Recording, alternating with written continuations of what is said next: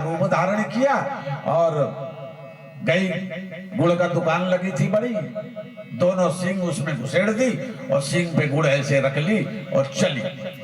जिधर से विद्यासागर जी आ रहे थे, विद्यासागर जी ने देखा, रही ये तो आ गई माता। व्रत छोड़ दिया और जो भक्त लोग लेकर के खड़े थे उसमें से उन्होंने लिया और भोजन कर लिया। बड़े महान संत हैं हमारे देश में। करपात्री जी एक थे, करपात्री नाम है उनका पड़ गया। मालूम कैसे? वो थाली में नहीं खाते थे, कटोरी में नहीं खाते थे, हाथ में लेकर के खाते थे। हाथ में दे दो, जितना आ गया ऐसे करके खा लेते थे।